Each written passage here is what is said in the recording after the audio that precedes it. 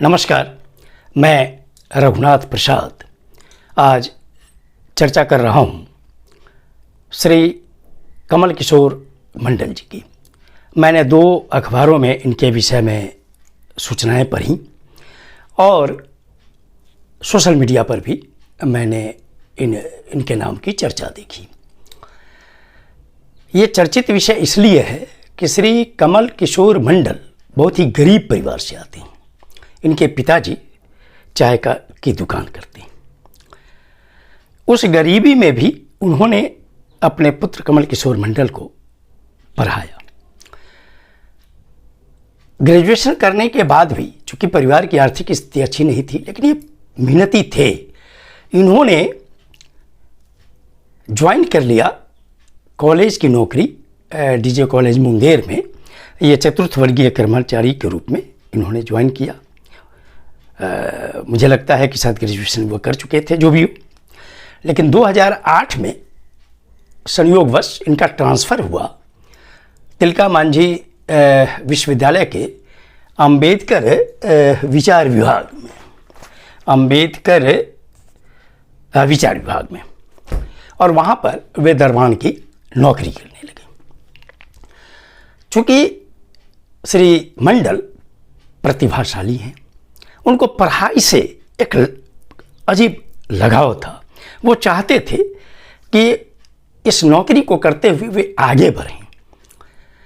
और श्री मंडल ने, जैसा कि समाचार में आया है, कि उन्होंने विधिवत अनुमति ली कि रात में, चूँकि वो गार्ड की नौकरी करते थे, दरबान की नौकरी करते थे विभाग में, तो दिन में उन्होंने पढ़ने की अनुमति ली विधिवत। मैंने एक जगह देखा कि डॉक्टर विलक्षण रविदास साहब ने एक स्टेटमेंट दिया है कि उन्होंने उनको दिन में क्लास करने की अनुमति दी थी। मैं उनके साहस के लिए मैं उन्हें धन्यवाद देता हूँ कि उन्होंने सच बोलने का साहस किया। फिर उन्होंने विधिवत अनुमति प्राप्त कर पीजी किया। पीजी करने के बाद उन्होंने वर्ष 2011 में अप्लाई किया पीएचडी करने के लिए, और 2012 में उन्हें अनुमति मिली, और 2017 में इन्होंने अपना थीसिस जमा किया। और जमा करने के बाद उन्हें पीएचडी भी मिल गई। और इसी बीच वो मेहनत कर रहे थे, वो कोचिंग कर रहे थे नेशनल एलिजिबिलिटी टेस्ट, ये नेट की। और मैं धन्यवाद देना चाहूँगा डॉक्टर संजय जायसवाल साहब, शायद वो कोचिंग उनका है, और उन्होंने इनकी मदद की है भरपूर। और उनकी कोचिंग, जो उनका भी एक स्टेटमेंट मैंने कहीं देखा है, मैं उन्हें भी धन्यवाद देता हूँ कि उन्होंने एक गरीब परिवार से आने वाले व्यक्ति को, जिसमें ये ललक थी आगे बढ़ने की, उनको उन्होंने कोचिंग दी। उसके बाद एक वैकेंसी निकली बिहार विश्वविद्यालय सेवा आयोग की, असिस्टेंट प्रोफेसर की। श्री मंडल ने उसमें अप्लाई किया। मेरे ख्याल से 15 नंबर का इंटरव्यू होता है, और रेस्ट जो 85 नंबर है वो उनके एकेडमिक, पीएचडी और नेट पर निर्भर करता है। इनका सिलेक्शन हुआ। इनके साथ 3 अन्य कैंडिडेट का भी सिलेक्शन हुआ, 4 का उस यूनिवर्सिटी में, परहैप्स उसी डिपार्टमेंट में। जैसी सूचना मैंने पढ़ी कि जुलाई में इन लोगों की काउंसलिंग हो गई। दुर्गा पूजा के पहले इनको ज्वाइन करना था। 3 कैंडिडेट की ज्वाइनिंग भी हो गई है, लेकिन काउंसलिंग के बाद भी इनकी ज्वाइनिंग नहीं हो पाई। कारण क्या? तो कहीं से ये बात उठी कि जब ये नौकरी कर रहे थे, तो नौकरी करते हुए इन्होंने कैसे क्लास किया, कैसे, और हो सकता है कि उसमें अन्य भी बातें आई हो कि इन्होंने जहाँ जहाँ पर अनुमति विधिवत लेनी चाहिए वो लिया या नहीं।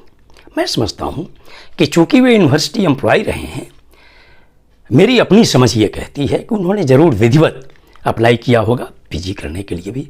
फिर उन्होंने जब पीएचडी करने के लिए दिया होगा, तो निश्चित तौर पर उन्होंने अपने विभाग को सूचित किया होगा। फिर नेट के लिए भी किया होगा।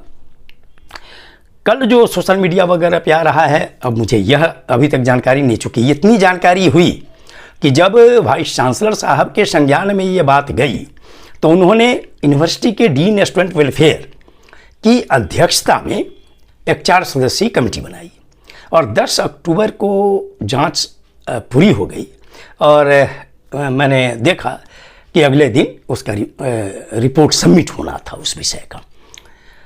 अब इसके आगे का ये मैंने नहीं देखा कहीं पर कि उनकी ज्वाइनिंग हुई या नहीं, लेकिन सोशल मीडिया पे जो आ रहा है तो उससे लगता है कि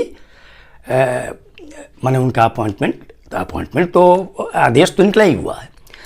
यदि अब तक उनकी ज्वाइनिंग नहीं हुई है तो मैं अनुरोध करूंगा वाइस चांसलर साहब से कि जल्द से जल्द कमेटी की रिपोर्ट प्राप्त कर जो भी उचित कार्रवाई होनी चाहिए वो करनी चाहिए और उनके ज्वाइनिंग का मौका, अगर सब कुछ सही है तो उनके ज्वाइनिंग का मौका उनको मिलना चाहिए। और यदि कोई अन्यथा चीज़ है, अगर विधि सम्मत नहीं हुआ तो आखिर ये जब अप्लाई किए होंगे असिस्टेंट प्रोफेसर के लिए तभी इन्होंने विधिवत सूचित किया होगा और उस परमिशन लिया होगा उन्होंने इंटरव्यू भी देने के लिए। तो इस मामले को देखा जाए और यदि सब कुछ सही पाया जाता है, उनकी ज्वाइनिंग हो जाती है, मैं अनुरोध करूंगा कि ज्वाइनिंग हो जाती है तब तो ठीक है, और यदि ज्वाइनिंग हो गई तो अच्छी बात। लेकिन और उस ज्वाइनिंग में यह पता लगता है कि जिन लोगों ने जांच करवाई उनके पास क्या आधार था, और अगर ये पाया जाता है कि आधार में दम नहीं था तब निश्चित तौर पर मैं अनुरोध करूंगा न केवल वाइस चांसलर साहब से वरन महामहिम राज्यपाल महोदय जो कुलाधिपति हैं इस राज्य के सभी विश्वविद्यालयों के, उनसे और माननीय मुख्यमंत्री बिहार से कि इस विषय को गंभीरता से लिया जाए। क्योंकि श्री मंडल प्रेरणा स्रोत हैं वैसे बच्चों के लिए, वैसे परिवार के लिए जो अभाव में जीते हैं, गरीबी में पढ़ते हैं और आगे बढ़ने की ललक है, और दरबान से एक असिस्टेंट प्रोफेसर हो जाना ये बहुत बड़ी बात है। ये प्रेरणा स्रोत हैं उन बच्चों के लिए जो गरीब परिवारों के बच्चे हैं, और इसमें अगर किसी ने अगर गलत आरोप लगाया तो जांच होकर उनके विरुद्ध गंभीर कार्रवाई होनी चाहिए ताकि ऐसे तत्व का मनोबल टूटे और कल कोई दूसरे कैंडिडेट के साथ इस तरह की स्थिति पैदा नहीं हो। चूंकि श्री मंडल को जो मानसिक त्रासदी झेलनी पड़ रही होगी यह निश्चित तौर पर कोई भी आदमी कल्पना कर सकता है। इस मामले का निराकरण जल्द से जल्द हो जाना चाहिए यदि अब तक नहीं हुआ है। ये वीडियो आपको अच्छा लगा हो तो निश्चित तौर पर लाइक करें, शेयर करें। मेरे चैनल को अभी तक आपने सब्सक्राइब नहीं किया तो सब्सक्राइब करें, बेल आइकन को टच करें ताकि मेरे हर आने वाले वीडियो का नोटिफिकेशन आपको तुरंत मिल जाए। आप सभी लोगों के लिए शुभकामनाएं। धन्यवाद। जय हिंद।